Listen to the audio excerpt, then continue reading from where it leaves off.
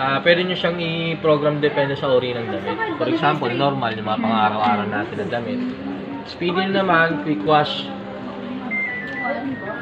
Quick wash. Ang mabilis na paglalaba. Pwede nyo dyan i-apply yung mga napagpawisan lang. For example, yung mga ginamit natin sa pagsimba. Di ba, inuubad din naman natin sa Sa delicate naman, kung may iniingatan kayong damit. For example, manipis. Gusto nyo, mabagal lang yung ikot. Ang gagawin niya, may naka-indicate na sa kanyang tubig. Kung mapapansin nyo, mas marami yung liters. Para kasi makapag-rotate ng maayos yung damit. Tapos babagalan ng baga yung pinaka-ikot niya. Sa baby car naman, mga small item to or mga pambata. Tapos, water safe naman kung mga 2 hanggang 4 na piraso lang. Kunti lang kasi talaga yung ilulod niya na tubig. Sa blanket naman, dito papasok yung mga kumot, pantalon, tuwalya, lahat ng klaseng mga mabibigat. Basta mga mabigat. Pag mga comforter po yan? Comforter, ma'am, recommended lang talaga siya sa laundry shop. Kasi yung comforter, ma'am, di ba makakapal doon? May foam sa loob kasi yun. Pag pumasok na kasi yung tubig doon, sobrang bigat doon. Tapos, pag ilalagay nyo sa drum, medyo masikip na. So, mahihirapan yung pinaka-pulsator umikot. Although mapapaikot niya, ma'am, kaso lang puwersado, katagalan, masisira. Kasi, yun nga po, ma'am, pagka sumipsip na ng tubig yung yung comforter, sobrang, naman, bigat. Sa soap naman, kung gusto niyo magbabad, after niya kasi calculate or tapos mag-load ng tubig, hindi muna siya iikot, may delay siyang mga 10 to 15 minutes. Tapos tab hygiene naman, tab cleaning siya paglilinis ng pinaka-drum. Ang lilinisin niya yung pinaka-back ng drum niyo. Ito kasing sa labas, pwede nating linis-linisin yan, di ba? So, ang lilinisin niya yung pinaka-likod niya. Pwede nyo siyang i-apply kahit once or twice a month kasi yung kada naman tab cleaning siya, ma'am. Kada naman naglalaba yung kada naman nag-drain yung tubig, nasasabay na rin naman yung mga dumi. Kumbaga, ang lilinisin niya lang yung paunti-unting na titira. Naiipon kasi yun eh. Tapos, sa stain master naman, ito na yung mga mahirap tanggalin. Itong mga course na to. Sweet, soy sauce, tapos ang maganda kasi dito kay kay Stain Master, siya, ma'am, malakas yung ikot tsaka matagal yung cycle.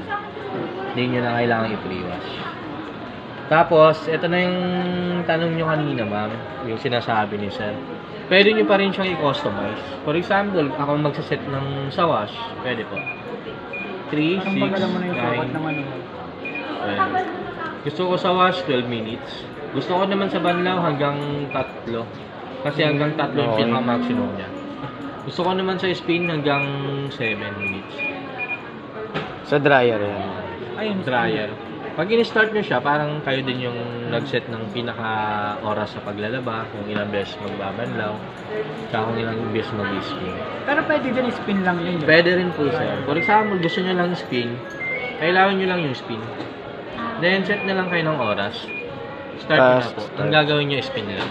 Pwede rin combination, rin spin. Lababan lang. Kung ano naman ang umiilaw, yun yung gagawin niya. Light indicator din naman siya. Tapos yung water level naman, pwede nyo itong magamit. For example, di ba siya na naglalagay ng tamang tubig? For example, naglagay siya 14 liters. Hindi kayo satisfied, nauuntian kayo. Pwede nyo pa rin siyang i-adjust. Maglulod pa rin siya ng tubig.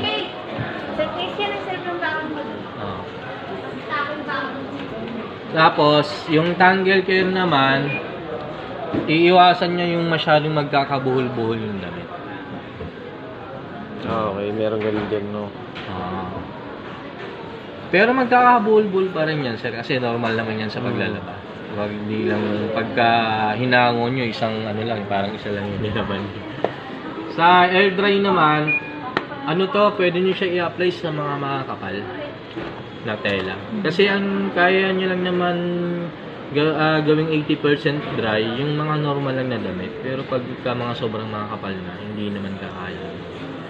Pwede naman, for example, 90 minutes kasi yan, di ba? Pag in-start nyo. Tapos, satisfied na kayo sa pagkakatuyo, may natitira pang sabihin na natin 60 minutes, pwede nyo naman i-post, then i-off na. Pwede nyo hindi i-consume lahat ng preset naman, hindi, delay lang to. For example, magpipreset ako ng 4 hours. After 4 hours, saka pa lang siya mag-start yung program. Saka pa lang siya mag-calculate. Saka pa lang siya mag-load ng tubig. Kaya hindi naman siya masyadong nagagamit. Tapos, eto sir, hydraulic na rin siya. Ano siya sir for safety purpose din. Para pagka bigla nyo nabitawan, hindi maiipit yung kamay. Tapos, hayaan nyo lang pala siyang kusang bumababa. Kasi pag the more na pinipilit yung ibaba, yung pinaka-gasket niyan, ang tagalan masisira. Pag singaw na yan, mabilis na yun bumaba. Parang normal lang yung nawa siya. Tapos, filter kada laba, pwede nyo siyang linisin. Ano naman to sir plastic naman. Pwede nyo brush yung linisin. Pag kukunin nyo siya, fresh nyo lang. Kasi automatic maglalaki. Ito pala, habang naglalaba, ito yung tinatawag na water bazooka. Both side may pressurized water siya na ano to?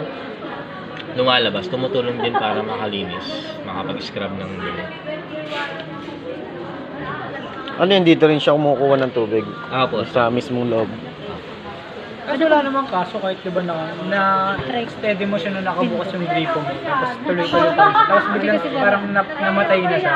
Wala namang kaso, di ba? Wala namang case yun, sir. Kasi automatic naman, ano yan Parang ilalak niya yung daanan ng pinakatubig. Kaya nga pag